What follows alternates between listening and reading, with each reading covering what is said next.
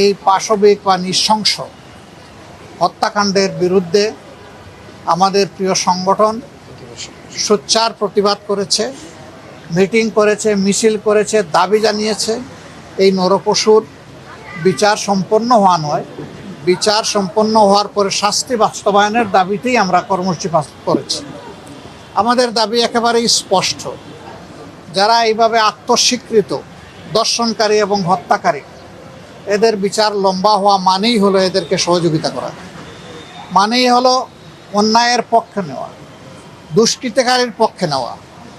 এখানে বিচারটা মাননীয় প্রধানমন্ত্রী তাদের বাসায় গিয়ে আশ্বস্ত করেছেন 15 দিনের মধ্যে বিচার সম্পন্ন করবেন। আমরা দেখতে চাই প্রধানমন্ত্রীর কমপক্ষে এই ওয়াদাটা শতভাগ বাস্তবায়ন হবে, এবং এটি যদি বাস্তবায়ন হয় সারা বাংলাদেশের 18 কোটি মানুষ খুশি হবে, ওনার জন্য দোয়া করবে। আমরা ওনার জন্য দোয়া করতে চাই, দেখতে চাই 15 দিনে এই বিচার সম্পন্ন হবে। এবং আমি পার্সোনালি বিশ্বাস করি, যদি বিচার বিভাগ সঠিকভাবে এই কাজ করে, সিরিয়াসলি করে, তাইলে 15 দিন মানে 15 কর্মদিবসের মধ্যে এটি সম্ভব। অন্তত বিচারিক আদালতের কার্যক্রম সম্পন্ন করা সম্ভব।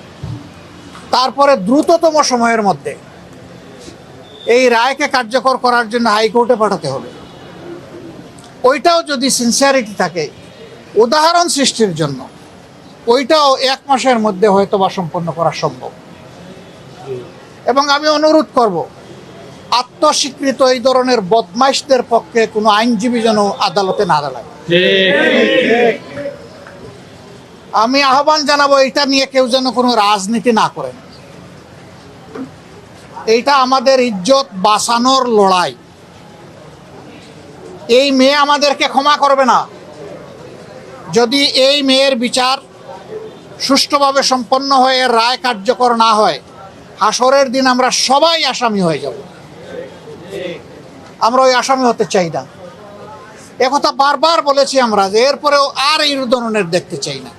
কিন্তু না, ওই চলছে, বন্ধ হচ্ছে না। তার মূল কারণ হলো বিচারের নামে অবিচার, বিচারের নামে দীর্ঘসূত্রিতা এবং বিচারের নামে তামসা। এর কারণে বিচারের প্রতি মানুষের কোনো আস্থা নাই। এর আমিষার বাবা আব্দুল হান্নান মোল্লা, উনাকে যখন লোকেরা জিজ্ঞেস করেছিল আপনি বিচার চান কিনা, উনি বলেছেন আমি কার কাছে বিচার চাইব। আমরা বিচারের প্রতি এই যে অনাস্থা তৈরি হয়েছে বিভিন্ন ধরনের হস্তক্ষেপের কারণে, আমরা চাই অনাস্থার সংস্কৃতি থেকে বিচার বিভাগ বের হয়ে আসুক। বিচার বিভাগ 100 বার স্বাধীন হোক এবং 100 ভাগ স্বাধীনতা নিয়ে তারা বিচার করুক, ন্যায় বিচার করুক। আমরা ওইটাই দাবি করব। আমরা সারা বাংলাদেশের জনগণের পক্ষ থেকে এই দাবি জানাই যে রামিসার এই বিচার অতি দ্রুত সম্পন্ন করে, যেহেতু সে স্বীকার করে নিয়েছে এবং এইখানে অন্য কোনো আলামতের প্রয়োজন নেই, আলামত একদম স্পষ্ট, সে এবং তার স্ত্রী এখান থেকে কোনোভাবেই রক্ষা পেতে পারে না। এই দুইজনকেই বিচারের আওতায় আনতে হবে। এখন ধানাই পানাই করার জন্য আরও কার নাম বলতে পারে, বিচারকে দীর্ঘসূত্রে করার জন্য নাম বলতে পারে, এটি একটা চক্রান্ত। কোনো শয়তান হয়তো এগুলো শিখাইও দিতে পারে। আমরা ওই সমস্ত বিচার নিয়ে, রামিসার বিচার নিয়ে কোনো তামসা করা হোক, এটা আমরা চাই। আজকে তার বিচারের প্রক্রিয়া শুরু হওয়ার কথা হয়তো হয়েছে। বাবা তো, যার বুকের ধন হারিয়ে গেছে সেই বুঝবে কোন জিনিস সে হারিয়েছে। এই জন্য সকাল থেকে বুকের ব্যথা নিয়ে এখন নিজেই আবার হাসপাতালে ভর্তি। আমরা তো চেয়েছিলাম বাসায় যেতে, কিন্তু যখন খবর পেলাম যে তিনি হাসপাতালেই ভর্তি, তখন চিন্তা করলাম যে অন্তত তাকে দেখে যাই, সান্ত্বনাটুকু দিয়ে যাই, জানিয়ে যাই যে সারা দেশবাসী, সারা জাতি, বাংলাদেশে এবং বাংলাদেশের বাইরে সবাই আপনাদের জন্য দোয়া করছে।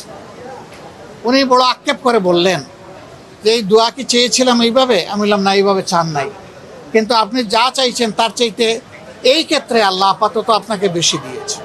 এরকম বহু মানুষ দুনিয়া থেকে বিদায় নেয়। কেউ অন্যের মেয়ের জন্য চোখের পানি ফেলে না। আমার তো পড়েছে, এবং আমি বিশ্বাস করি আমার মতো লাখো মানুষের পড়েছে। লাখো মায়ের চোখ থেকে পানি ঝরেছে, বাবার চোখ থেকে পানি ঝরেছে, ভাইয়ের চোখ থেকে পানি ঝরেছে। কিন্তু এরকম দুষ্কৃতিকারীরা এগুলা করবে আর আমরা চোখের পানি ফেলবো, এটা আমরা চাই। আমরা চাই এই সংস্কৃতি একদম বন্ধ হোক। ইনশাআল্লাহ আপনারা দোয়া করবেন। আমরা সংসদে আছি, আমার উপর একটা দায়িত্ব আছে, সরকারের ভালো কাজে সহযোগিতা করা, দেশে এবং সমাজে এবং সরকারে অন্যায় কিছু হলে তার প্রতিবাদ করা। 7 তারিখ বাজেট অধিবেশন শুরু হবে। আল্লাহ আমাকে বাঁচায় রাখলে, তৌফিক দিলে, ওই দিনই আমি এই বিষয়টা সামনে নিয়ে আসবো ইনশাআল্লাহ। এবং শুধু রামিসার জন্য না, এই দেশের প্রত্যেকটি মেয়ের হয়ে আমি দাঁড়াবো ইনশাআল্লাহ। প্রত্যেকটি মেয়ের বাবা হয়ে, তাদের দাদা হয়ে, নানা হয়ে আমি দাঁড়াবো ইনশাআল্লাহ। আমরা জানি না কতটুকু করতে পারবো, কিন্তু আমাদের এই লড়াই চলবে। এবং আমি বিশ্বাস করি এই লড়াইয়ের শেষ পর্যন্ত মানবতার বিজয় হবে ইনশাআল্লাহ, অসত্যের পরাজয় হবে ইনশাআল্লাহ। আমরা দোয়া করি রামিসাকে আল্লাহ তাআলা জান্নাতের পাখি হিসেবে কবুল করুন। তার মা বাবা দুজনই অসুস্থ, মা শয্যাশায়ী, বাবাও আজকে হাসপাতালে ভর্তি হয়ে গেলেন। এই দুইজনকে আল্লাহ তাআলা সুস্থতার নিয়ামত এনায়েত করুন।